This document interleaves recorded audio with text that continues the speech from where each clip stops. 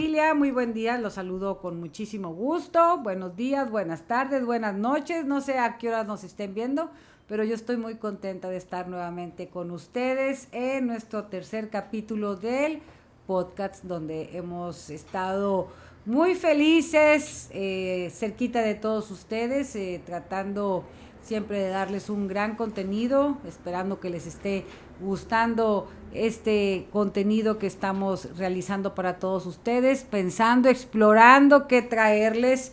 Bueno, pues obviamente siempre con talento local que tenemos y bastante. Así es que mi invitada especial, muchísimas gracias, es Natalia Itzel Lira Ibarra. Es nuestra licenciada en psicología que nos acompaña, que tiene 24 años, que tengo muchas cosas que aprender de ella. Finalmente es una profesión muy, muy complicada, es una profesión donde tienen que escucharnos y orientarnos.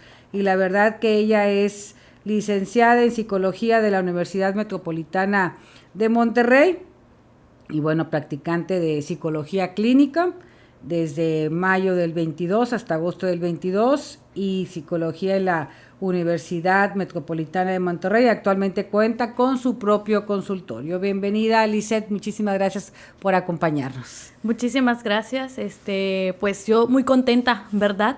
Pues de estar aquí y pues básicamente la oportunidad, ¿no? Como de abordar estos temas que son de vital importancia en la actualidad para las mujeres y pues a partir del análisis clínico, ¿no? Psicológico, pues porque aquí no nada más analizamos como los aspectos sociales, sino también conductuales, lo que ha llevado, ¿verdad?, a las personas a actuar, ¿verdad?, a crear conductas, a tener pensamientos, ¿verdad?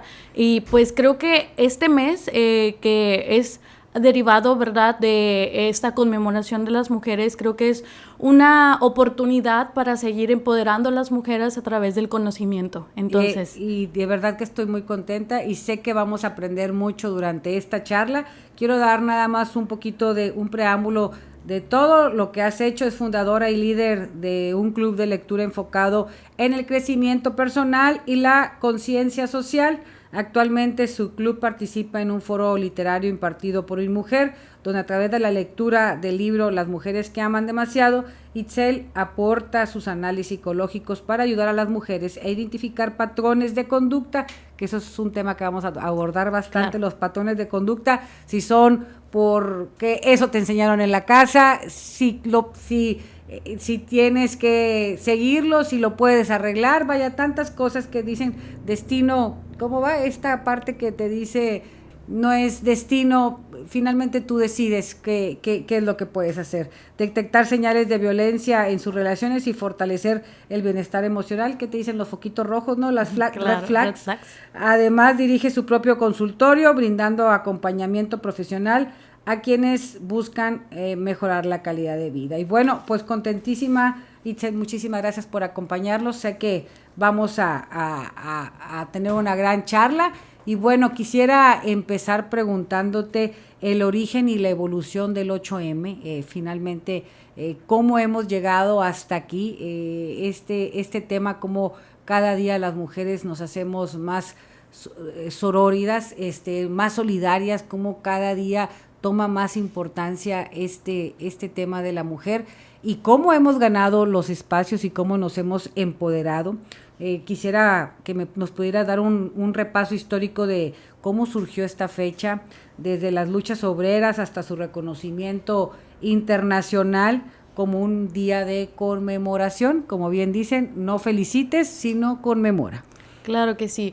Bueno, pues ahí me di la tarea como de investigar, ¿no? Porque la verdad es que lo mío, mi fuerte, básicamente, pues es indagar en las conductas, ¿no? Pero pues también es buenísimo también informarnos, ¿no? De dónde venimos, ¿no?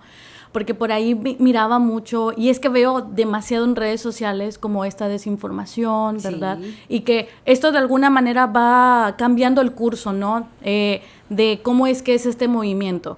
Entonces estuve leyendo que me parece que en 1977 fue la fecha oficial reconocida por la ONU, el reconocimiento de las mujeres en su vida social, política, económica incluso y cultural. Entonces, a partir de esta fecha es como la mujer comienza a tener un poco más de reconocimiento ante su rol en la sociedad. Inicialmente, este movimiento se comenzó más en Estados Unidos, pero posteriormente llegó a México. Y al momento de que llega a México, comienzan las mujeres como a luchar por su derecho a la educación. Posteriormente, pues, al derecho al voto, y pues actualmente las mujeres, pues, estamos, ¿verdad?, luchando, marchando y alzando sobre todo la voz, ¿verdad?, en cuestión a que se respetan nuestros derechos para cero tolerancia a la violencia, ¿no? Y qué impresión que cada paso que damos es por una lucha, es una lucha ganada, como bien lo decías, derecho al voto, derecho a usar pantalones de mezclilla, o sea, es algo impresionante cómo cada cosa es luchar y ganar. Por eso siempre les digo que es bien importante que el espacio ya ganado y que de nosotros hay que defenderlo, porque lo que nosotros estamos viviendo ahorita y lo vemos normal, no siempre fue normal. O sea, desafortunadamente, ¿cuántas mujeres nos antecedieron para que nosotros ahorita, bueno, en mi caso, en el tema en el que estoy como presidenta municipal, pueda yo ser votada y pueda ser yo tener un espacio? O sea, no hay que darlo por hecho este tema o como sencillo el que ya tengamos estos derechos que sin lugar a dudas han sido muy difícil llegar a ellos. Sí, claro, y por supuesto quisiera resaltar un punto que acaba de decir en el aspecto de que en la actualidad estamos viviendo estos derechos, ¿verdad?, que anteriormente se hizo esta lucha, ¿no?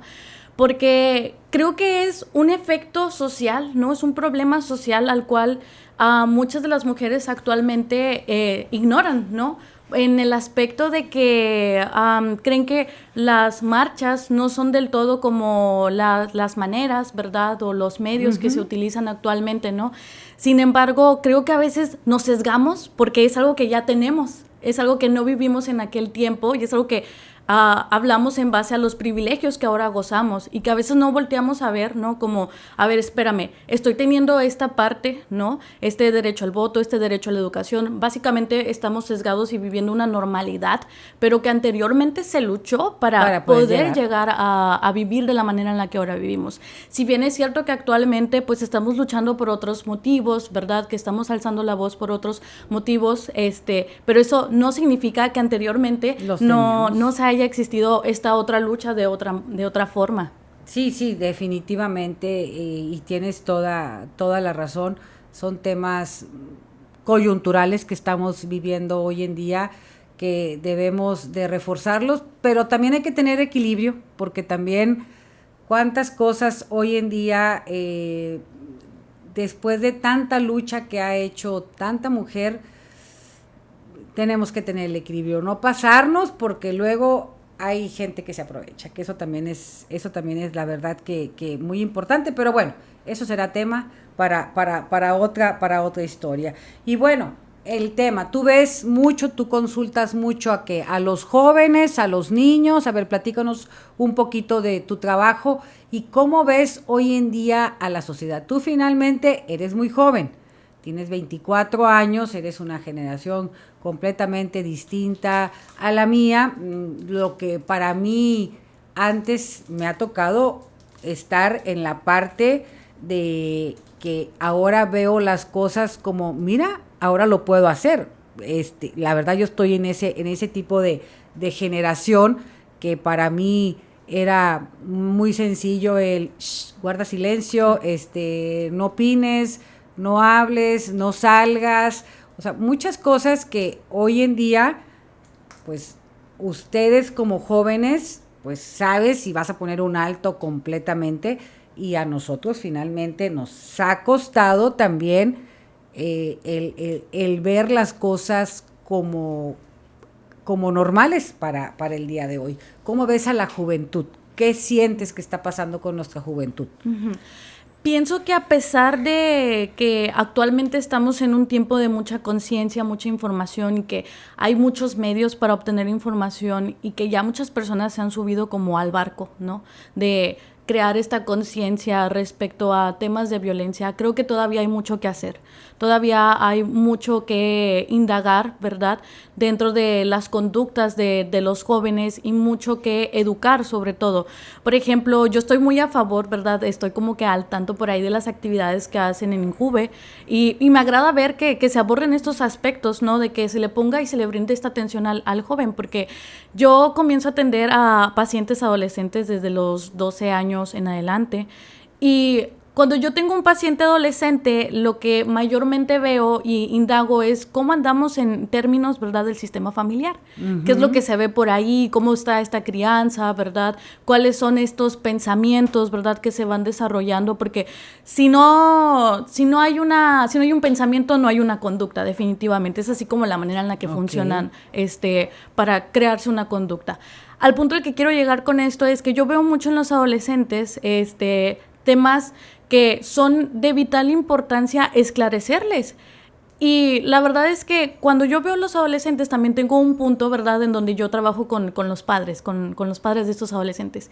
Y digo, oh Dios, este problema no viene únicamente de el sistema familiar, ¿no? Hay una herida generacional, ¿verdad?, que va más atrás. Y yo les explico a mis pacientes, tenemos que buscar esta raíz definitivamente, porque tú me vienes y me dices tu motivo de consulta y yo lo puedo abordar de la forma superficial, pero a mí me interesa que tú generes un cambio y tenemos que indagar y buscar y damos con raíces. ¿Dónde te duele? ¿Dónde te duele, verdad? Damos con raíces no solamente del sistema familiar actual, sino de mucho más antes, ¿no? Y una de las cosas que me gusta crear conciencia es, no estamos buscando culpables, pero sí estamos buscando, este pensamiento, hasta dónde se ha movido y se ha creado este síntoma, ¿no? En el caso, ¿verdad?, de las mujeres, veo muchísimo, pero muchísimo la violencia dentro del noviazgo. Y que la verdad creo que hace falta mucha educación y mucho ojo en crear esta conciencia en las adolescentes, en las jóvenes. O sea, ¿tú crees que todavía las jóvenes, siguen, por llamarlo de alguna manera, dejándose del hombre? O sea, esa conducta sigue llegando y aceptando la violencia, o como le dicen ahorita, tóxicos, o sea, que es una relación muy tóxica y que el hombre sigue siendo machista, el hombre sigue imponiendo aún en estos temas y en estos avances y en esta educación que hoy en día tenemos y que escuchamos de cero violencia y no te dejes y no te quedes callada y huye y pon atención en las red flags. Seguimos con ese tema y sigue siendo el hombre el que domina. Claro, definitivamente. Puesto que volvemos al punto, ¿no? Hablar actualmente de estereotipos, aunque ya conozcamos muchísimo del tema, claro que está todavía muy, pero muy presente. Y es que, ¿por qué intervenir en la adolescencia? La adolescencia es la etapa en donde más ojo debemos de poner. No digo que no sea importante la infancia o que sea importante la juventud, pero sí creo que la adolescencia es este parteaguas, ¿no? En donde estamos muy a tiempo a generar una intervención con los jóvenes, puesto que ahí se comienza, ¿no?, la parte de que van descubriendo que tienen emociones, tienen un pensamiento crítico y demás, ¿no? Entonces creo que sí es muy importante generar esta conciencia en los adolescentes. Por parte de las mujeres, ¿verdad?, las jovencitas, ¿verdad?, creo que es importante seguir creando esta conciencia de qué es violencia, ¿no? Porque lo más común que veo en consultas cuando yo confronto a los pacientes, porque claro que la terapia es confrontadora, es una confrontación constante, ¿no? Entonces cuando yo les comento como, oye, pero ¿estás tolerando violencia? ¿Estás negociando con la violencia? Y me dicen, no, Excel. Yo no estoy dentro de una relación con violencia. O sea, ellos no lo perciben, lo ven como normal. Okay. Claro, sí. Ellos creen que así es como la percepción del romanticismo, ¿no?, que ellos traen por ahí y que de alguna manera lo normalizan. Me cela porque me quiere. Claro, eso es algo que veo muy común dentro de terapia, ¿no? Como es que no me cela y eso significa que no me quiere, y yo no. y le saco el violentómetro, ¿no? Mira, es importante que tú conozcas esto es un violentómetro y aquí se va midiendo la violencia, ¿no? Y yo les explico siempre, porque en el violentómetro pues va por colores, ¿no? Y entonces les digo, no porque esté en el color medio verdecito así, no significa que la violencia, ¿verdad? No va a aumentar. Entonces yo creo que en las mujeres es crear esta conciencia, ¿no? Y saber detectar que están siendo violentadas. Y creo que en el joven, ¿verdad? En el hombre, es esta parte, ¿no? Como de ir como creando conciencia en la parte de la percepción del romanticismo, de su rol en una relación, ¿no? Es un tema difícil porque, puesto si hablamos de un sistema familiar y hablamos de que ahí nace una normalidad, ¿verdad? Y que esto se va ciclando, es un tanto difícil. Pero yo creo que de todas maneras es importante que se vaya creando, por supuesto, esta conciencia y que seamos constantes. Porque a menudo, a veces llegan pacientes, hombres conmigo, tanto jóvenes y adultos, ¿no? Y me dicen, ay, Excel, es que tengo ganas de llorar, pero no voy a llorar. ¿Y yo les digo, ¿y por qué no vas a llorar? Exactamente. Y les digo, yo creo que a veces el hombre se ha impuesto esa propia etiqueta porque la mayoría de las mujeres que yo conozco buscan que el hombre se sensibilice, y creo que aquí está esta parte del estereotipo, ¿no? Que es como una cierta herida generacional que va siendo bastante marcada. Entonces, indagando, ¿verdad?, con los pacientes, me llegan a decir, es que mi papá me dice, y que no llores, y no seas llorón, etcétera, ¿no? Y le digo, a ver, pero tu papá no está aquí, y estás tú conmigo, y yo quiero que llores. Y fluyen las lágrimas, y hasta a veces me dicen, ay, Excel, siempre me quieres hacer llorar. Y le digo, porque es importante. Y creo que esas son las intervenciones diarias que necesitamos generar en los jóvenes.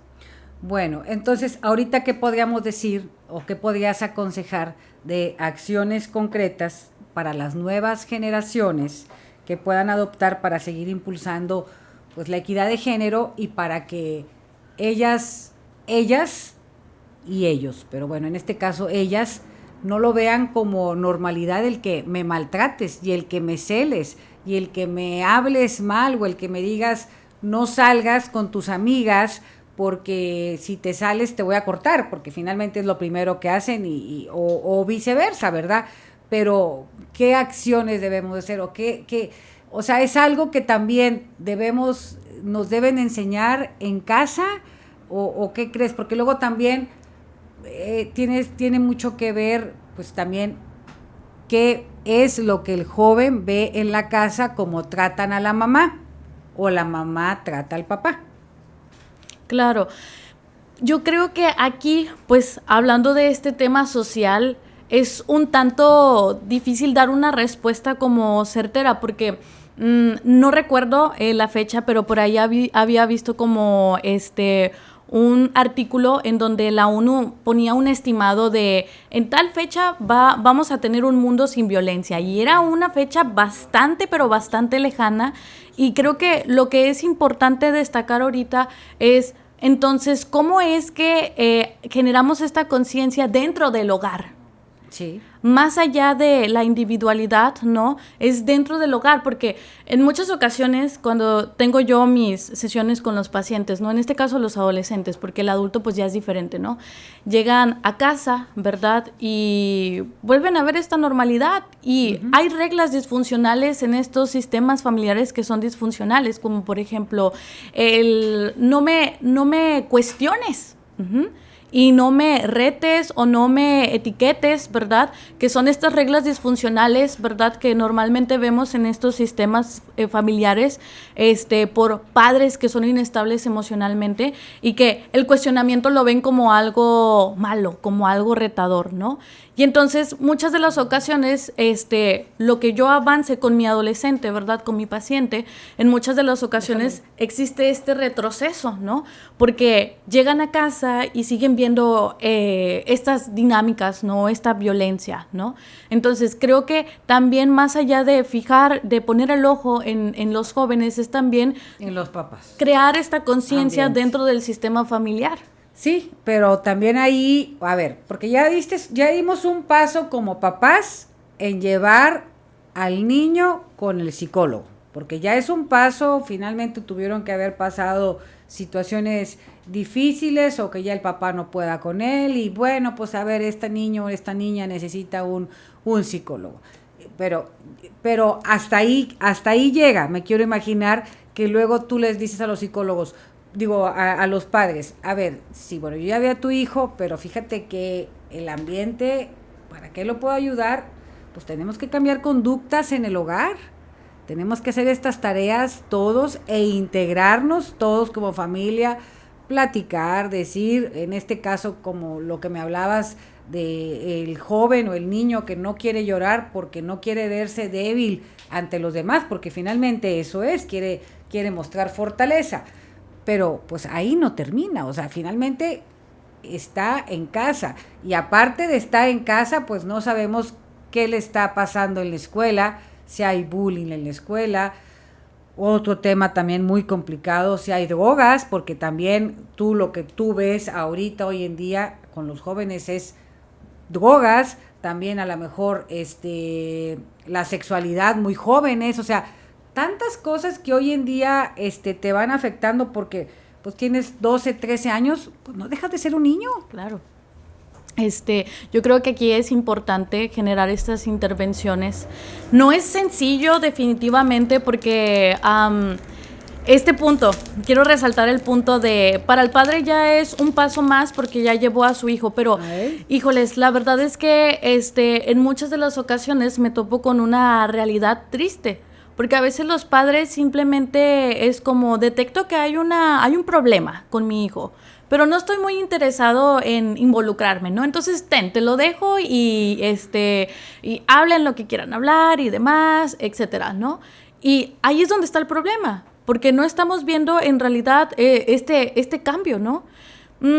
Cuando yo hablo con mis pacientes, porque yo trabajo mucho con conductas, ¿no? Les digo, el cambio de una conducta no va a ser de un día para otro, ¿no? Y tiene que haber factores, ¿verdad? Tiene que haber refuerzos para que se siga sosteniendo esa conducta.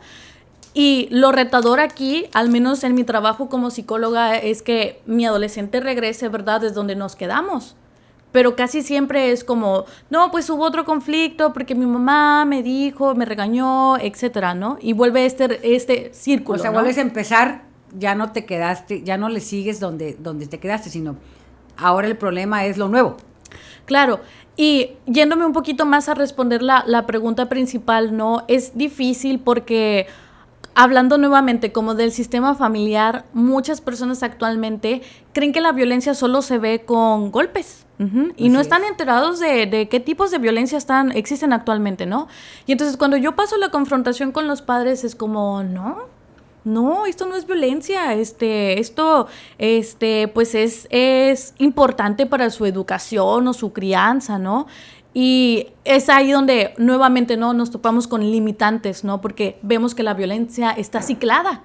Y como algo que yo les digo mucho, ¿verdad? Tanto a mis pacientes o ahorita que estamos impartiendo el foro con InMujer, les digo por ahí, ¿verdad?, a las oyentes, ¿cómo voy y le digo yo a una persona, oye, estás viviendo violencia, salte de ahí? Cuando ella no sabe que no sabe. Es difícil y hasta puede llegar a ser invasivo el proceso de esa persona. Entonces también nos topamos con ciertas limitantes por más que queremos generar esta ayuda o esta conciencia, ¿no? Esta educación, porque son temas que en realidad y no son tan difíciles de comprender, pero simplemente hay rasgos personales en la humanidad que los vuelve difíciles. Bueno, y ahorita que estamos hablando de violencia, danos un poquito de panorama aquí a todas las personas que nos ven, qué tipos de violencia común podemos estar viviendo, que sea una violencia silenciosa o invasiva, como bien lo dices, y que ni siquiera sabemos que es violencia. Claro, bueno, pues principalmente destaco la violencia psicológica. Okay. Me he topado con muchos casos, hombres y mujeres, ¿no? Como este punto de, es que mi pareja está haciendo algo que me está causando inseguridad y es su deber atender mi inseguridad. Y digo, a ver, bueno, vamos a indagar, ¿no? Porque pues antes de dar mi respuesta tengo que ver, ¿verdad? Que cuál es este punto, ¿no? Entonces veo que en muchas ocasiones la información que se saca, ¿verdad? A veces es manipulada de una manera muy distinta y genera impactos muy distintos en las percepciones, ¿no? Al final del día hablamos de conductas nuevamente. Entonces, cuando indago, ¿no? ¿Cuáles son estas particularidades, ¿no? De, a ver, ¿por qué dices que tu pareja está permitiendo y está apoyando que se creen estas inseguridades en ti? Y me dicen, no, pues es que tiene amigos o tiene amigas, ¿no? Que no me gusta. Y aquí entramos al tema de las prohibiciones, ¿no? Y me dicen, es que yo quiero marcar mi límite personal. Y les digo, a ver, no. Un límite personal, a mí me encanta siempre manejarlo de esta manera. Imagínate, en mi consultorio siempre tengo velas aromáticas, entonces le agarro yo mi vela y les digo, si yo quiero hacer un círculo, pues tengo que limitarlo a un círculo, ¿no? Voy creando una línea para que sea un círculo, pero si yo quiero un cuadrado, a un cuadrado, ¿no? Y se va limitando, ¿verdad? A crear líneas que van a volverlo a ser un cuadrado. Entonces les digo, ¿qué es un límite? Es algo que da forma, no es algo que sea prohibitivo. Entonces, es aquí donde vemos que la información es manipulada de distinta manera y va creando estas percepciones que al final del día una persona no sabe que esto es violencia. Entonces, es la violencia más común que veo yo en terapia, ¿no? Esta violencia psicológica y que muchas personas no saben lo que es. Por otro lado, también tenemos otros tipos de violencia como la económica, que también es muy difícil de verla, porque todo empieza como, pues es que es mi pareja, ¿no? Y tengo que apoyarle, entonces tengo que darle esto, ¿no? Pero, ¿y tú tienes dinero para ti? No, Itzel, no, porque no es necesario. Mi rol, mi persona, ¿verdad? O mi vínculo es más importante. Uh-huh. Y también tenemos, por otro lado, pues está otro tipo de violencia, ¿verdad? Ya tal cual, dentro del noviazgo, que es basada como con chantajes, como con esta parte de manipulaciones muy fuertes, que lo vemos mucho como esta violencia silenciosa. Uh-huh. Y cuando hablamos de chantaje, yo siempre les explico a mis pacientes, hay que tener mucho cuidado con el chantaje porque esto es como una aguja en un pajar. Es difícil verlo, pero tenemos que poner mucho ojo para saber identificar si realmente está haciendo un chantaje o si realmente, pues a lo mejor ya es una necesidad a la cual debemos de hacernos responsables. No, hombre, qué interesante, qué barbaridad y qué de aristas, ¿no? De realmente, porque como quiera, tú al escuchar a tantísima gente, a tantísimos jóvenes, pues imagínate también con todo lo que te llenas y aparte todo lo que vas aprendiendo de un paciente, porque finalmente cada paciente es distinto, cada cabeza es un mundo, claro. Eso es definitivo. Y bueno, me imagino que aparte tu lenguaje de todos los días y lo que escuchas todos los días es ansiedad, depresión y estrés en las mujeres jóvenes y también en los varones, ¿verdad? Pero ¿qué factores influyen en el día a día, en el bienestar emocional y qué podemos hacer y cómo se manifiestan en la vida cotidiana, ¿verdad? O sea, es un tema bien complejo porque hoy en día me atrevo a decir que una vez al día hay alguien que escuchas que dice, traigo ansiedad. Claro. ¿Y cómo lo confundes? Dices tú, bueno, la ansiedad pues no es de ahorita, la ansiedad es de siempre, pero ¿por qué hoy en día se manifiesta tanto y se escucha tanto? Claro. Sí, definitivamente es mi día a día, ¿verdad? Llegan pacientes conmigo y me dicen, motivo de consulta, ¿no? Porque así iniciamos, y aparte, ¿no? Bien chicos, ¿no? Bien sí, jóvenes. Sí, claro. Y ya, ¿verdad? Entonces, ¿cuál es tu motivo de consulta? No, pues es que he estado muy ansioso, muy ansiosa, ¿verdad? Y en el momento en el que escucho como estas palabras, ¿verdad? Que ya marcan como un trastorno, ¿no? Y depresión y demás, ¿no? Y les digo, a ver, ¿y tienes un diagnóstico? No, pues no. Y bueno, al menos a mí me gusta, claro, ¿sí? Al menos a mí me gusta muchísimo, pero muchísimo generar la educación en los pacientes de lo que es cada cosa, ¿no? En este caso yo siempre les digo, es que es normal tener ansiedad, Porque la ansiedad es como si te dijera, no hay bacterias en el cuerpo. Claro que sí, aunque nos vayamos hay bacterias, ¿no? Y es una normalidad. Y la ansiedad es lo mismo. ¿Cuándo se vuelve ya esta ansiedad un problema y que tiene que ser diagnosticada, ¿no? Bueno, y ya les empiezo a leer como esta sintomatología y demás, ¿no? Al igual con la depresión y otros puntos más, ¿no? Pero bueno, al final del día también lo que se da mucho en las mujeres es presentar sintomatología de ansiedad porque están ubicadas dentro de una relación de violencia, donde se sufre violencia, ¿no? Entonces, muchas de las ocasiones, aquí voy a explicar un poquito acerca del trabajo del psicólogo. Hay dos motivos de consulta. Un motivo de consulta, hablado, que es el manifiesto, tal cual el que va y me dice el paciente no, y el otro es el motivo de consulta latente, que yo a través de mi ojo clínico tengo que ver como qué está debajo del agua, ¿no? De lo que mi paciente me está expresando. Entonces, muchas de las ocasiones van mis pacientes, ¿verdad? Y me dicen, no, pues es que he estado muy desmotivada, muy desmoralizada, siento que no me enfoco y demás, ¿no? Y les pregunto, y bueno, ¿tú por qué crees, no? ¿Qué está sucediendo? Y ellos, pues claro, para eso están, ¿verdad? Para tener esta guía, ¿no? Pero ellos me dicen, no, creo que no estoy presentando como un aspecto que esté destacando, ¿no? Pero mientras voy indagando en sus áreas de su vida cotidiana, yo digo, a ver, vámonos al amoroso, ¿qué tal andamos, no? Y ahí veo, definitivamente ahí encuentro como estas red flags, ¿no? Estos puntitos rojos en donde es necesario, pues, trabajar y hacer mucho hincapié en esto. Entonces, cuando mi paciente, ¿verdad? Obviamente mi paciente va con una idea de lo que va a trabajar, pero luego cuando yo les comento, ¿verdad? Mira, yo veo esto y creo que es necesario trabajar en esto y esto y esto. ¿Qué opinas tú? Mis pacientes siempre se quedan como, no sabía que estaba pasando esto en mi vida. Sí, o sea, te quitan, más que a lo mejor ansiedad, me estás quitando mi paz, ¿verdad? Mi tranquilidad, claro. Que eso se manifiesta en ansiedad, quizás es algo muy cotidiano.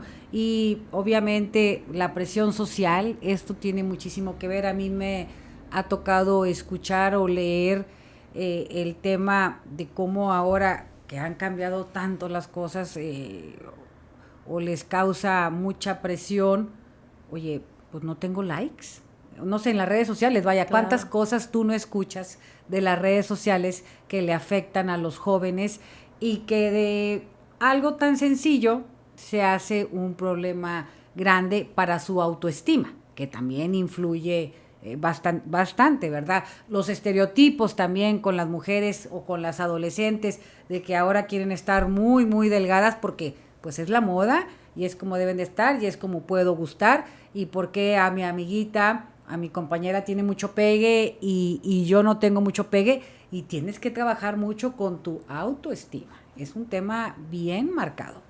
Claro, y volvemos al punto del sistema familiar. En sistemas familiares que estén pasando por esta disfuncionalidad, válgame la redundancia, de padres que son inestables emocionalmente y que desde muy pequeños, ¿verdad? Los padres ponen retos inalcanzables para los niños. Esto no están sembrando semillas de amor, semillas de seguridad, están sembrando semillas de inseguridad, de violencia, ¿verdad? De esta pérdida de la búsqueda de identidad para, en este caso, ¿verdad? Las personas. Y es lo que vemos ahí, que es esta problemática. Porque cuando se da estos temas en terapia, cuando me ubico en las edades que son de la adolescencia, ¿no? Esta parte del brinco de la primaria a la secundaria, ¿no? Siempre están ahí estos puntos rojos, ¿no? En donde, no, pues es que yo sufrí bullying. O inclusive hasta está esta parte en donde la familia también provoca estas inseguridades, ¿no? Como, es que mi mamá me puso muy a dieta cuando era niña porque decía que yo era muy gorda. Uh-huh. Sí. Entonces encontramos este tipo de experiencias, situaciones totalmente disfuncionales, y que por eso las personas actualmente, encontramos muchas personas que son muy, ¿cómo se dice? Superficiales, okay. Personas muy superficiales, porque Las redes sociales, yo siempre lo he dicho, es un arma de doble filo. Uh-huh. Definitivamente nos ayuda muchísimo a crear y llegar a muchas personas, ¿verdad? Crear conciencia y llegar a muchas personas a través de esta educación. Pero también existe mucho estas comparaciones, ¿no? Esta parte de el la... cutis hermoso, la delgadita, cuerpazo... Vaya, todo. Claro, definitivamente. Y aquí es donde se abre otro tema que es los tipos de apego. Uh-huh. La manera en la que nosotros nos apegamos, ¿no? La manera en la que nosotros nos relacionamos. Yo siempre les digo a todos, no es coincidencia la manera en la que tú piensas y en la manera en la que tú te relacionas. Y aquí abrimos este tema de los tipos de apego, ¿no? A ver, ¿qué se sembró en tu sistema familiar? ¿Un tipo de apego inseguro, ansioso? ¿Verdad? Que es el más común que vemos en este tipo de personas que toleran o vuelven negociable la violencia. Y vemos cómo es que dentro de este tipo de apego hay miedos irracionales que hacen que las personas se mantengan o incluso vayan creando conductas hirientes para consigo mismos. Dios mío, hay muchas cosas que aprender y entre más le rascas, más te interesas en el tema porque realmente... Hoy en día sí está muy, muy complicado y ¿sabes por qué lo veo también? Porque todo es competencia también en los niños o también nosotros en los adultos como multitask, o sea, de que todo queremos hacer, todo queremos conseguir, como papás muchas veces sale el niño de la escuela, luego lo quieres llevar al fútbol, luego lo quieres llevar al karate y luego te regresas y luego llévalo a la clase de apoyo y luego llévalo a la piñata, o sea, como mamá y como hijo, pues estás acostumbrado o ya te estás acostumbrando a vivir rápidamente el día a día y quizás no a disfrutarlo, porque al querer que tu hijo sea fuerte, sea el mejor, tenga una buena educación, salga muy bien en la escuela, pero que aparte que sea el mejor en el fútbol, porque también, ¿cómo va a ser mejor que tú, Juanito? Y aparte tienes que salir muy bien en la escuela y aparte duérmete temprano, lávate los dientes, báñate y pues a lo mejor ya no vas a alcanzar a jugar. O sea, siento que estamos ahorita en los extremos, ¿no? En que los papás que le ponen exceso de atención a los hijos para que sean los mejores y muchos a lo mejor que trabajan y que ahí se la van y que te tocan mucho atender al joven o al niño que no le ponen atención y que trae otro tipo de conductas, ¿verdad? Que son temas muy controversiales. Claro que sí, definitivamente esto marca el curso de cómo es que va a tener este desarrollo y este crecimiento personal, en este caso los hijos, ¿no? Y que es algo que definitivamente nos sentencia hasta cierto punto, ¿no? Y que es aquí cuando llamamos estas heridas generacionales, en donde lo aprendí en casa, ¿no? Y yo siempre les explico, ahora que he estado ahí en InMujer, yo les pongo el esquema de lo que es un sistema familiar y les explico. Actualmente existen muchos tipos de sistemas familiares, ¿no? Vemos papá, mamá, mamá e hijos, papá, mamá, / que la abuelita materna, que el tío y así, ¿no? Y así nos vamos. Y les digo, es importante tener muchísimo cuidado con qué es lo que viviste tú en tu sistema familiar y qué es lo que tú ubicaste, dónde está la problemática, porque eso inconscientemente vas a volver a repetirlo generacionalmente ahora para con tus hijos. Y tratándose de la violencia y hablándose de la violencia, ¿verdad? Cuando está ciclada es así. Principalmente se vive, ¿verdad? En ejemplo, en mis abuelos, ¿no? Que provocaron esta violencia en la crianza de mi madre, ¿no? Después, mis padres fueron ciclando esta violencia y luego para cuando menos acordamos, ¿verdad? Ya estamos inmersos en la vida individual, ¿no? De uno o genero violencia o tolero violencia, ¿no? Y así va generacionalmente, ¿verdad? Ciclándose esta violencia. Y la tarea de los padres, ¿verdad? Muchas de las ocasiones creen que el ojo puede ser prestar o brindarles otro tipo de herramientas, ¿no? Como por ejemplo lo que comentaba lo llevo al fútbol, lo llevo a natación, lo llevo a esto y el otro, ¿verdad? Pero a ver, espérate, ¿cómo estamos emocionalmente? ¿Cómo andamos en cuestión a qué herramientas psicosociales, psicoafectivas les has estado brindando a tus hijos? Porque esa es la parte en la que uno cree, ¿verdad? No, pues yo lo voy a mandar y a inscribir en todo esto para que sea muy sociable, pero ¿de qué te va a servir si la manera en la que se relaciona con otras personas no es de la manera más apropiada? Pero si indagamos y vemos, a ver, ¿qué herramientas psicosociales, psicoafectivas puedo brindarle yo a mi hijo? Ahí está la verdadera pregunta.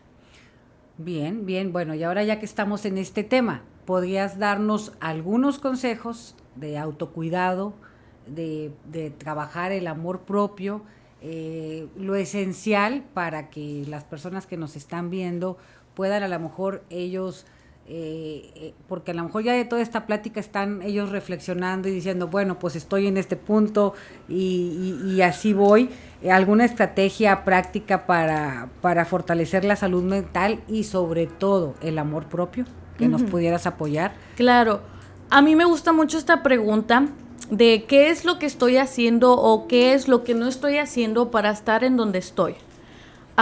Y yo le digo a mis pacientes, vayan creando preguntas guías, porque estas preguntas guías, al obtener las respuestas, es como vamos a tener y generar esta introspección. Entonces creo que es muy importante fomentar el amor propio a través de cómo es que nos encontramos en nuestra actualidad. Es decir, si yo ubico que la manera en la que me estoy desarrollando en las distintas áreas de mi vida cotidiana no me es placentero, tengo que poner el foco por ahí, ¿no? De, a ver, ubico que no me siento bien dentro del aspecto profesional, entonces, ¿qué estoy haciendo o qué no estoy haciendo, verdad, para estar en donde estoy? ¿Qué es lo que esto me está generando? Y de alguna manera, ¿con qué herramientas cuento? Pues para poder generar un cambio resiliente, por supuesto, y asertivo para con uno mismo. Entonces, ¿cómo podemos fomentar el amor propio a través de esto?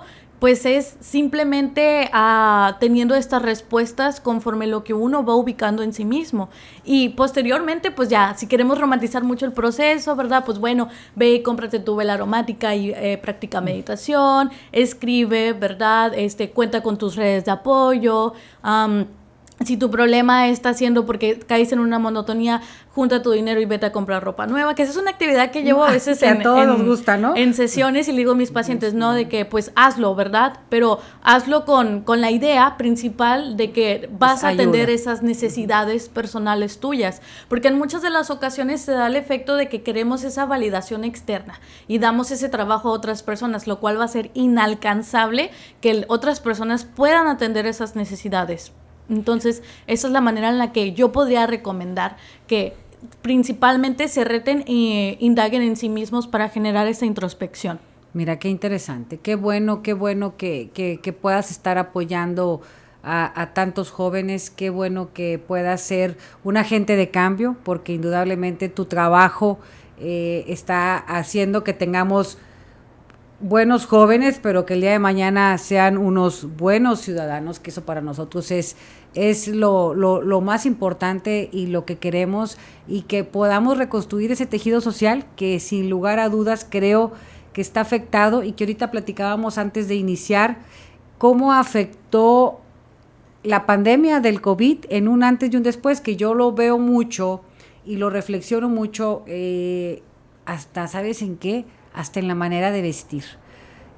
Ahora la gente busca mucho la comodidad. Yo creo que después de la pandemia el tenis se puso de moda de más, el pants se puso de más de moda, la ropa cómoda, como que después de la pandemia la gente dice, pues no sé cuándo me voy a morir, déjame tener mi espacio, estoy en el trabajo y tengo que tener mis minutos, no me presionen. O sea, ha cambiado mucho esta nueva modalidad, esta nueva forma de vivir, pero sin lugar a dudas, aparte, también vives muy rápido. O sea, son unas etapas muy distintas a las que estamos viviendo hoy en día, porque son dos realidades. O sea, por una parte quieres comodidad, quieres tus espacios, quieres tu tiempo, pero por otra parte quieres ser exitoso y te exiges más y quieres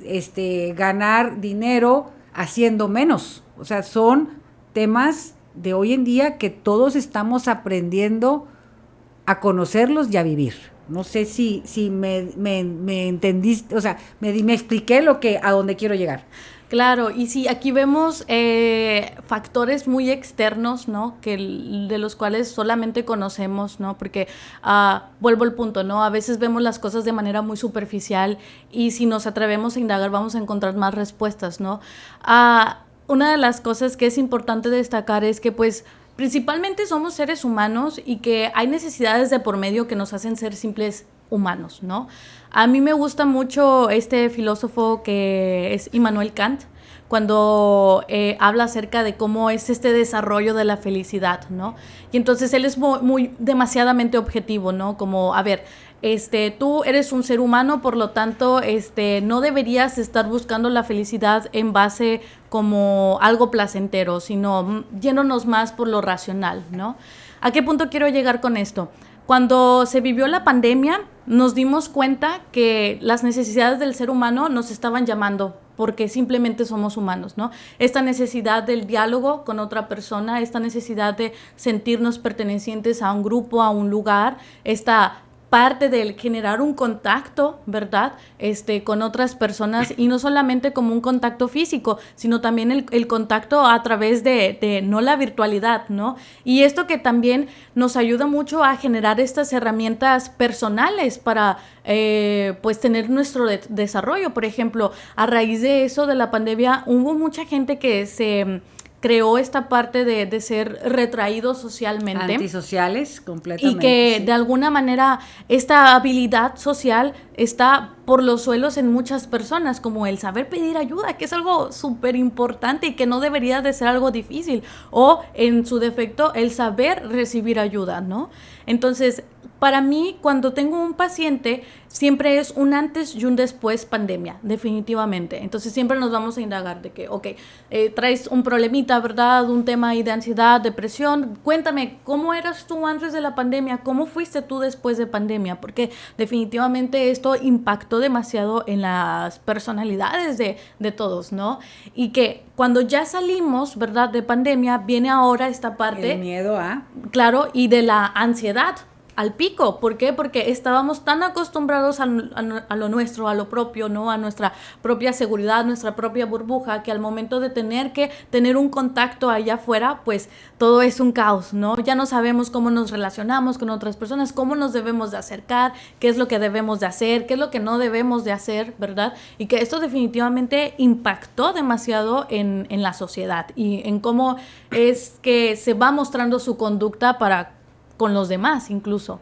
¿Y crees tú que aparte afectó en el tema, aparte de que afectó en lo social, cómo has notado que es la gente ahora? O sea, tiene más solidaridad, es más empático, es más egoísta, es más lo mío es mío.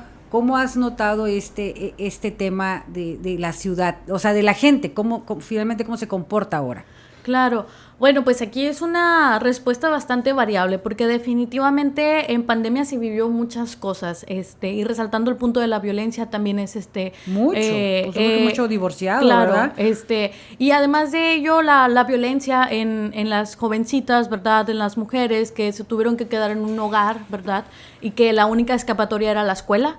Era el estudio, ¿no? Y el tener que quedarse ahí y era pues lo doble, ¿no? Intensificado. Y esto de alguna manera también impactaba en generar picos altos de ansiedad y de depresión. Entonces, por una parte sería esto, por otra parte, las personas, ¿verdad? Retraídas que también experimentan una ansiedad o una fobia específica social, o incluso también en la manera, como lo comentaba, cómo nos comportamos para con otras personas.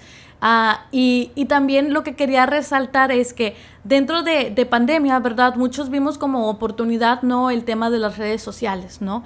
Y aquí quiero resaltar otro punto muy importante que como es... una cosa a otra. Sí, el tema de las hormonas, de cómo es que de alguna manera generamos esta adicción a las redes sociales y por eso es que encontramos actualmente a muchos jóvenes que buscan esta comodidad, ¿no? Como lo decía, de este crecimiento, ¿no? Quiero crecer y quiero esto, pero quiero hacerlo en base a mi comodidad, ¿no? Porque generamos esta adicción a las redes sociales y esto de alguna manera nos vuelve presos de ello. A mí me llama mucho la atención que yo percibo que la cultura del esfuerzo se está perdiendo muchísimo. ¿Por qué? Porque estamos viendo que a lo mejor uno entre muchos tuvo éxito en redes sociales, entonces pues ¿para qué estudio si voy a tener carisma, voy a ser muy simpático, voy a poder vender en las redes sociales? Y ya no se quieren esforzar en otra cosa y la cultura del esfuerzo siempre nos va a hacer falta, siempre la vamos a necesitar y hago un llamado a todos porque realmente creo que es un tema, otro red flag que veo yo hoy en día, que ya la gente cree que las cosas te van a llegar así de fácil. Claro, yo estaba leyendo un libro que se llama Encuentra tu persona vitamina y justamente este libro habla mucho acerca de la oxitocina y cómo es que hay una serie de hormonas, ¿no? en el cuerpo humano que interfiere demasiado en cómo es que nos comportamos. Y entonces es aquí donde vi justamente esta parte de cómo es que la dopamina, ¿verdad?, está muy ligada a las redes sociales y que esto se vuelve una adicción. Uh-huh. Entonces, de esta manera es como se va segregando y que va bajando cierta parte de la oxitocina, que la oxitocina es esta hormona del placer, del contacto físico, de la empatía y demás, ¿no? Y que esto ya no está tan presente en algunos jóvenes y por eso buscan esta comodidad, ¿no? Y también, hablando del perfil hormonal, ¿no? También cómo es que los hombres, ¿verdad? Hay una gran diferencia, sí o sí, definitivamente, ¿no? Hay una gran diferencia entre un perfil hormonal de un hombre a un perfil hormonal de una mujer. Y esto también marca la diferencia del por qué las mujeres, ¿verdad?, nos vemos como más con casos de ansiedad, con casos de depresión, con otras problemáticas, ¿verdad? Y que para el hombre es como simple y sencillamente de, ay, yo creo que la mujer se ahoga o en un vaso de agua, o creo que las mujeres son muy difíciles de entender, ¿no? Que es algo que muy comúnmente escuchamos por ahí.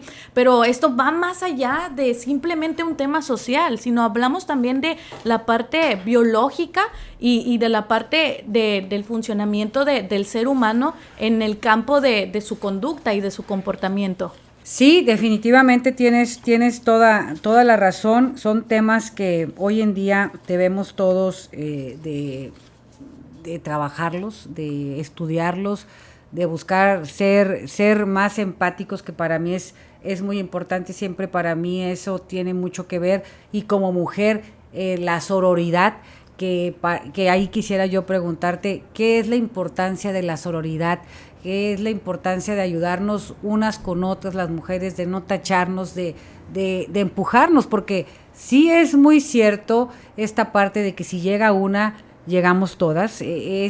No es un eslogan, es realmente por lo que hablábamos ahorita, que aparte de que las mujeres jóvenes que ahorita tienen muchas oportunidades, tantas oportunidades como no las tuvimos nosotros o como no las tuve yo, y que ahorita estás en una etapa bien fundamental, porque ya esa lucha no la tuviste que vivir tú, la vivieron los demás, pero más que el meter el pie, de ser envidiosas, de, ay, ojalá y le vaya mal, no, porque es un ejemplo. Yo te voy a poner un ejemplo ahorita, como presidenta municipal, pues para mí es una responsabilidad muy grande hacer bien mi trabajo, porque sé que así van a confiar más en las mujeres el día de mañana. Van a decir, déjame seguir apostando por una mujer, y si hago mal el trabajo, no, qué flojera, ¿para qué vuelvo a votar por una mujer si mira cómo hacen las cosas, ¿verdad? Entonces es bien importante cuidarnos, ser sororas, o sea, echarnos la mano, cuidarnos, y bueno, en la juventud y en las mujeres jóvenes, ¿cómo andamos en ese tema? Es un tema que es algo complicado, ¿verdad? Como de esclarecer, puesto que hablamos de lo mismo, ¿no? Las conductas, de cómo es que se perciben y cómo es que las personas también han generado un pensamiento crítico ante ello, ¿no? Por ejemplo, por ahí también como los mitos de la rivalidad de las mujeres, ¿no? Entonces, en realidad la sororidad es pues esta unión entre mujeres que se necesita y se requiere en tiempos como estos, ¿verdad? Porque estamos en lucha, aunque ya no estemos luchando por los privilegios que ahora tenemos, pero seguimos luchando para que ya no nos violenten. Entonces, de alguna manera esto es algo que se requiere, esta unión entre mujeres. Y volvemos al punto, ¿no? Hay ciertos comentarios de mujeres, ¿no? Que dicen de que no, estas no son las formas, no son las maneras, no me representan, etcétera. Pero quizás sí es porque en muchas de las ocasiones ni siquiera saben que no saben. No saben que están en una violencia ciclada o que están permitiendo, que la están negociando. Y de alguna manera esto también va marcando el curso de cómo se percibe esta sororidad, ¿no? Y que de alguna manera las percepciones van siendo muy distintas a lo que es verdaderamente el significado. El mero 8 de marzo miraba cómo es que algunas chicas, ¿verdad?, tenían unas diferencias por ahí, ¿no? De que, ay, sí, tú la que criticaste a la mujer, ahorita vas a estar marchando. Y es, pues sí. ¿Por qué? Porque independientemente de que alguien me pueda caer bien o mal, definitivamente yo estoy en una lucha porque yo quiero que dejen de violentarme y aunque ella me caiga mal, pues quiero que siga existiendo, ¿no? Entonces, creo que es esta parte en donde tenemos que hacer mucho hincapié que no porque existan estas luchas o las maneras o los medios va a significar que tengamos una rivalidad, sino es ahora cuando debemos de utilizar como estas cualidades de cada una de nosotras como mujeres para seguir empoderándonos y seguir luchando por esta causa. Definitivamente tienes toda la razón. Y bueno, y cómo generar estas redes de apoyo, que podamos todas las mujeres alguna estrategia para fortalecernos, para cuidarnos. ¿Qué recomendación nos podrías dar? Pues yo creo que lo estamos haciendo bien ahorita. Por ejemplo, ahí como el Centro de Mujer, estas actividades que se van generando, estas conferencias, ¿verdad?, a las cuales se les está dando a los jóvenes hoy en día, porque siento que esto es de vital importancia, ya que hablamos de cómo es que podemos crear estas uniones, ¿no? Por ejemplo, lo que inicié un día en el club de lectura, ¿verdad? Es imposible no crear vínculos con otras personas por ahí, ¿no? Entonces, ya si yo creé el club de lectura y entraron tales personas a mi club de lectura, siendo también mujeres, ¿verdad? Ya es un apoyo. Y creamos estos vínculos. Y a lo mejor ya ahí conocí a una persona que domine más el tema, ¿verdad? O realmente en mi club de lectura existen muchas mujeres muy distintas, que cada una de ellas es buenísima en cada una de las cosas que hace, y que juntas aprendemos y que juntas vamos fortaleciéndonos. Y es lo que precisamente pues practicamos por ahí en este foro literario en InMujer. Y que también este tipo de actividades sirven para crear estas uniones con las mujeres, puesto que vamos conociendo historias, vamos sintiéndonos seguras, ¿verdad? Nos vamos sintiendo escuchadas y pues vamos compartiendo. Y es imposible no generar estos vínculos en un espacio en donde nos vamos sintiendo seguras. Oye, ¿y cuántas son ahí en el club de lectura? Híjoles, no las tengo contadas. Nada más tenemos un hombre. El resto somos puras mujeres. Hemos batallado para tener hombres en nuestro club. Y porque aparte está ese mito, ¿verdad? De que el InMujer tiene que ver nada más con las mujeres. Pero también es muy importante que los hombres estén realmente ya enfocados y tengan muy bien el chip que es violencia. Y que sean empáticos, obviamente, y que quieran apoyarnos para que todos nos veamos como igual, pues, ¿verdad? Porque eso es bien importante. Y aparte, bueno, pues agradecerte porque indudablemente haces un trabajo muy bonito, apoyas a muchas mujeres. Sé que en el InMujer, pues obviamente se apoya a muchísima gente, y eso es a muchísimas mujeres que están violentadas. Quizás ahorita puedo decirte que la mujer cree que es violentada solamente porque la golpean. Claro. O sea, y ahorita como lo explicabas, pues hay mucho tipo de de violencia. Hay mucho narcisista hoy en día, que también es muy peligroso, que finalmente también ellos necesitan ayuda. O sea, son temas sociales muy, muy fuertes, y un narcisista también puede llegar a hacer muchísimo daño. Claro, por supuesto. Y sí, definitivamente, cuando van pacientes conmigo, ¿verdad? Pues obviamente abordamos este motivo de consulta y demás, pero sí veo cada vez más en jóvenes ciertos rasgos narcisistas. Yo les digo, mira, no te voy a diagnosticar porque definitivamente el diagnóstico de un narcisista es fuerte, ¿no? Pero a lo mejor y sí, hay que trabajar sobre estos rasgos narcisistas, ¿no? Y que de alguna manera el convivir con una persona narcisista nos envuelve y volvemos negociables nuestros no negociables, perdón. Sí, son muchos temas muy, muy complicados que hoy en día socialmente nos están haciendo daño, y que estamos sumergidos día con día a vivir con ellos. Justamente el libro el que ahorita estamos leyendo en el foro de La mano con InMujer habla acerca de esta relación, de cómo es que las personas alcohólicas de alguna manera presentan rasgos muy parecidos con estas mujeres que aman demasiado, es decir, estas mujeres que están tolerando esta violencia, porque precisamente un rasgo característico de ello es, como lo menciona, de este reconocimiento, ¿no? De, a ver, estoy siendo violentada, ¿no? Y para reconocerlo es difícil, y más si venimos de un sistema familiar de este tipo. De patriarcado, ¿no? Como a veces se menciona. Y bueno, y aquí hablamos del papel de los hombres en la lucha con la igualdad, que ellos también tienen que tener los conocimientos de lo que está pasando, ¿no? Y que tengan las ganas de vernos como iguales, que eso es algo también muy importante, porque también quizás un hombre de mi edad pues viene con la escuela o con la educación de la generación de nosotros, y nuestra generación era completamente las generaciones de hoy en día. Claro. Uh-huh. Aquí quiero como contar una experiencia mía que viví en la universidad, en la facultad. Nosotros ya al final teníamos que elegir como materias optativas. A mí siempre me ha encantado muchísimo lo que es la inclusión social. De hecho, es un valor importante que lo manejo dentro de mi club de lectura. Entonces, dentro de esta materia, nuestra maestra nos puso una actividad como de, a ver, cada quien va a elegir un grupo vulnerable, y nos van a hablar acerca de este grupo vulnerable, ¿no? Entonces, pues ya, ¿no?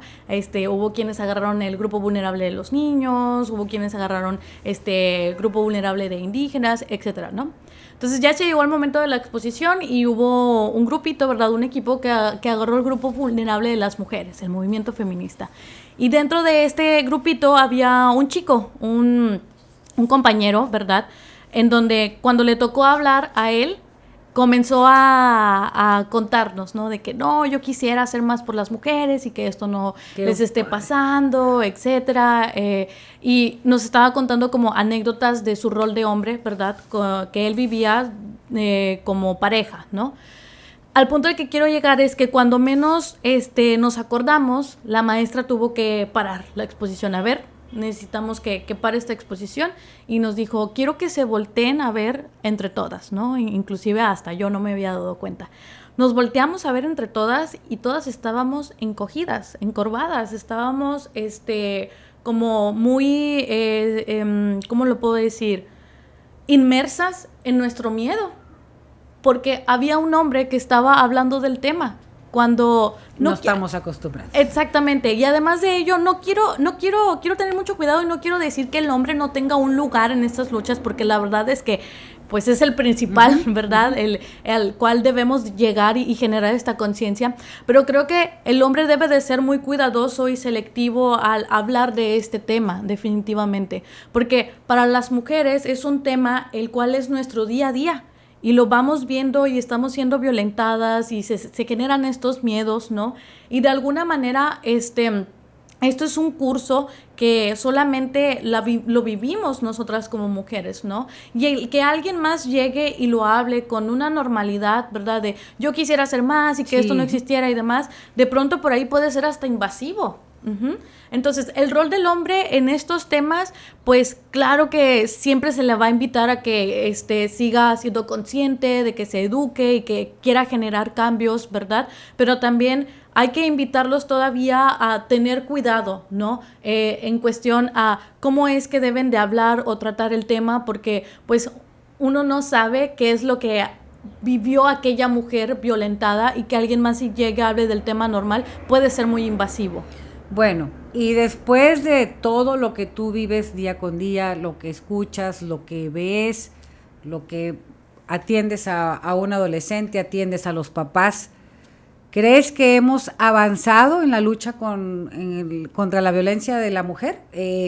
Que poco a poco las mujeres estamos entendiendo que no debemos de ser violentadas, que sí estamos rompiendo las barreras. ¿Cómo sientes hoy en día a la sociedad después de todo lo que tú me estás diciendo como un análisis o como un tema ya de hasta dónde hemos llegado? Definitivamente hemos avanzado, porque sí hemos avanzado, ha habido cambios, lo hemos visto definitivamente.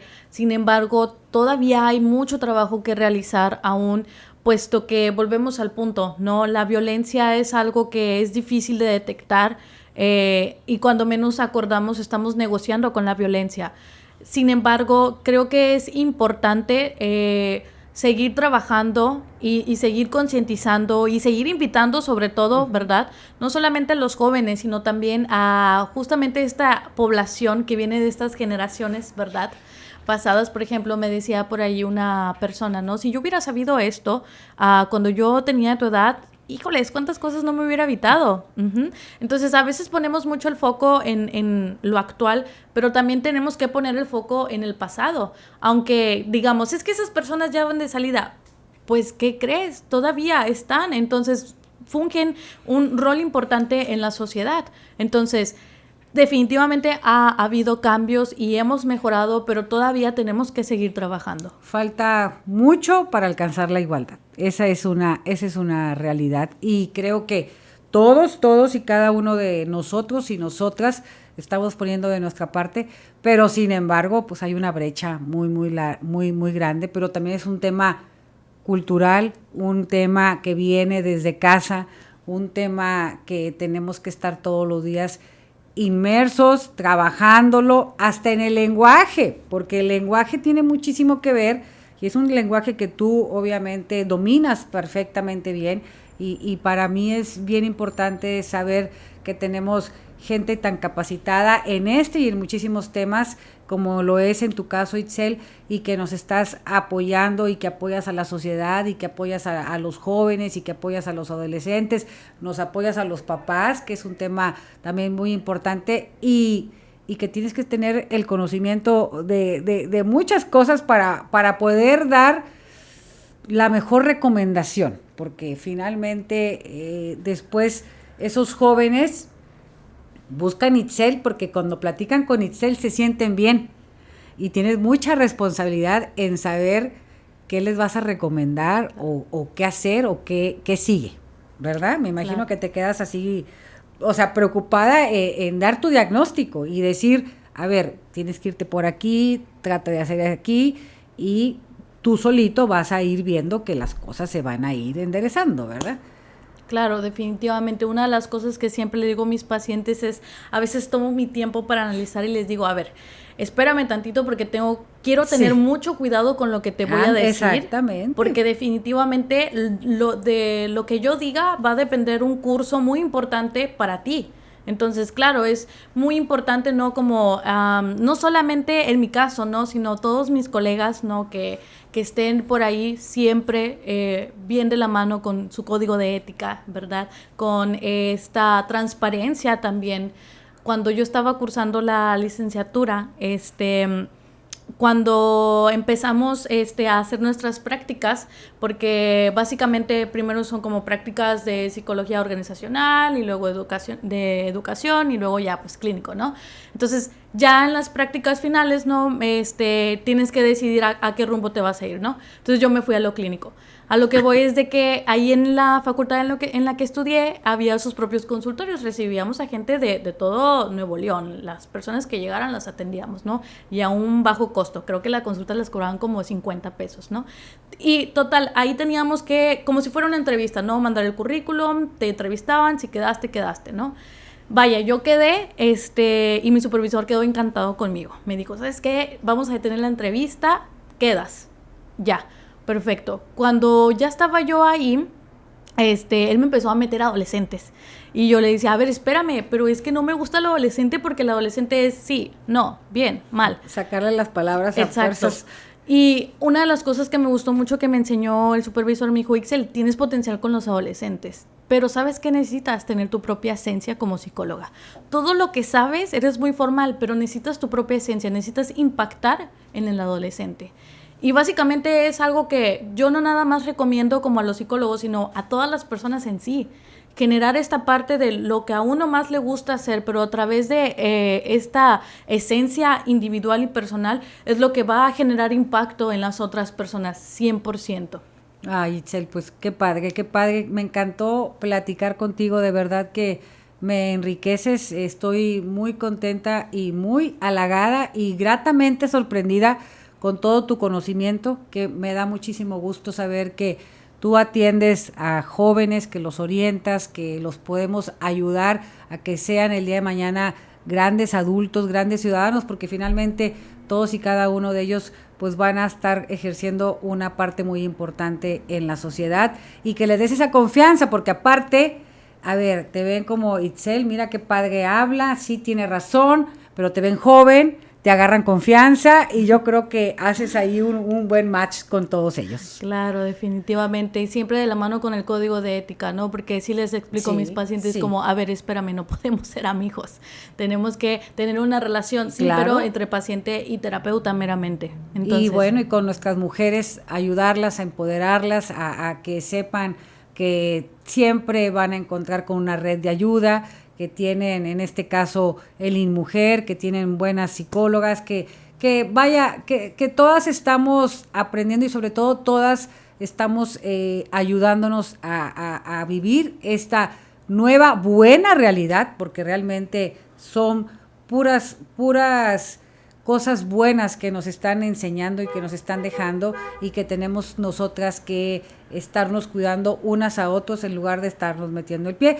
Y a mí me gustaría, porque ya nos vamos a ir, que por favorcito nos digas dónde estás, dónde te pueden encontrar, para que pues, estoy segura que vas a tener muchas llamadas. Bueno, pues estoy primeramente como en mi página como psicóloga Ixel Lira, en la página de mi club de lectura, se llama Club de Lectura Café Más Libro, y pues mi consultorio está ubicada en Cayo Campo, 1957. Muchísimas gracias, Itzel, muchísimas gracias a todos los que nos siguen. Aquí nos vamos a estar viendo nuevamente, muchísimas gracias, les mandamos un abrazo muy fuerte, cuídense mucho y nos vemos a ratito.